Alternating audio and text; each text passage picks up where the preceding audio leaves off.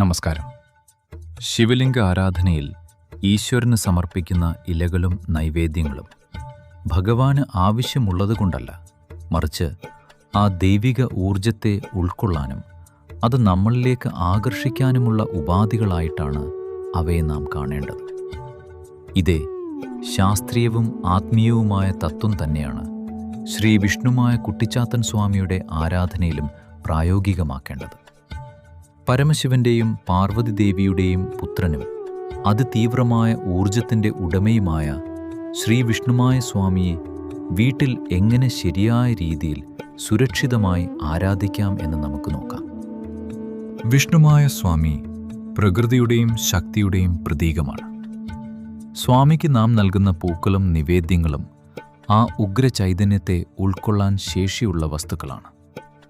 പൂജയ്ക്ക് ശേഷം ആ പ്രസാദം നാം സ്വീകരിക്കുമ്പോൾ, അല്ലെങ്കിൽ ആ പുഷ്പങ്ങൾ നാം സൂക്ഷിക്കുമ്പോൾ, സ്വാമിയുടെ കാവലും സംരക്ഷണവും ഭൗതികമായി നമ്മളിലേക്കെത്തുന്നു. കാവുകളിലും ക്ഷേത്രങ്ങളിലും ചെയ്യുന്നതുപോലുള്ള ഉഗ്രപൂജകൾ വീട്ടിൽ ചെയ്യാൻ പാടില്ല.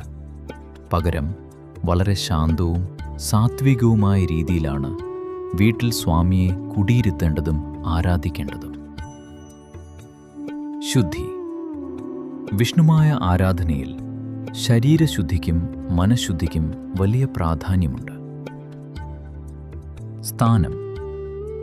വീട്ടിനുള്ളിലെ പൂജാമുറിയിൽ കിഴക്കോട്ട് അല്ലെങ്കിൽ പടിഞ്ഞാറോട്ട് ദർശനമായി സ്വാമിയുടെ ചിത്രം വയ്ക്കാം. വിളക്ക്. ദിവസവും രാവിലെയും വൈകുന്നേരവും എള്ളെണ്ണയോ നല്ലെണ്ണ നെയ്യോ ഉപയോഗിച്ച് നിലവിളക്ക് കത്തിക്കുക. സ്വാമിയുടെ തീവ്രമായ ഊർജത്തെ ശാന്തമാക്കാൻ നെയ്യ് വിളക്ക് വളരെ ഉത്തമമാണ്. അർപ്പിക്കേണ്ട നിവേദ്യങ്ങളും വഴിപാടുകളും. മദ്യം, മാംസം തുടങ്ങിയവ കാവുകളിലെ പ്രത്യേക അനുഷ്ഠാനങ്ങളാണ്. അവ ഒരിക്കലും വീട്ടിലെ പൂജാമുറിയിൽ അർപ്പിക്കരുത്. വീട്ടിൽ താഴെ പറയുന്നവ സമർപ്പിക്കാം. പുഷ്പങ്ങൾ. ചുവന്ന നിറമുള്ള പൂക്കൾ സ്വാമിക്ക് വളരെ പ്രിയപ്പെട്ടതാണ്. തെറ്റിപ്പൂവ്, ചുവന്ന പനിനീർ പൂവ്, ചെമ്പരത്തി എന്നിവ ഉപയോഗിക്കാം.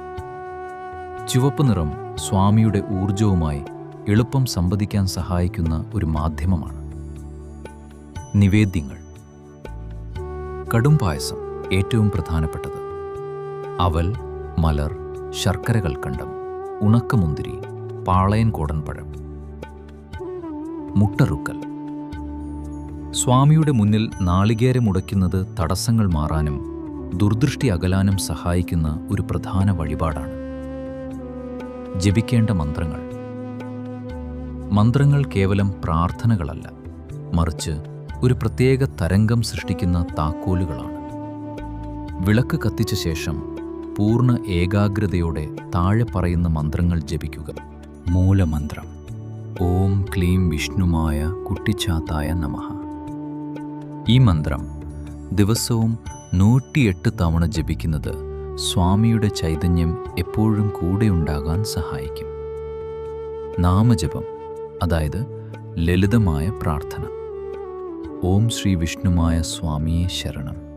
ഓം ശ്രീ മായാസ്വരൂപനെ ശരണം.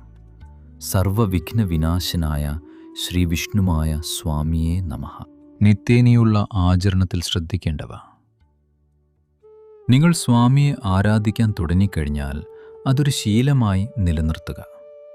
വിഷ്ണുമായ സ്വാമിയെ ഒരു കാരണവരെ പോലെയോ അല്ലെങ്കിൽ നമ്മുടെ കുടുംബത്തെ സംരക്ഷിക്കുന്ന ഒരു ഉത്തമ സുഹൃത്തിനെ പോലെയോ വേണം കാണാൻ. നമ്മൾ അർപ്പിക്കുന്ന ചുവന്ന പുഷ്പങ്ങളും നെയ്വിളക്കിലെ പ്രകാശവും മന്ത്രധ്വനികളും ചേരുമ്പോൾ വീട്ടിനുള്ളിൽ വളരെ പോസിറ്റീവായ ഒരു ഊർജ്ജവലയം സൃഷ്ടിക്കപ്പെടുന്നു. ഇത് പുറത്തുനിന്നുള്ള ദോഷങ്ങളെ തടയുകയും കുടുംബത്തിന് ഐശ്വര്യവും അഭിവൃദ്ധിയും നൽകുകയും ചെയ്യും.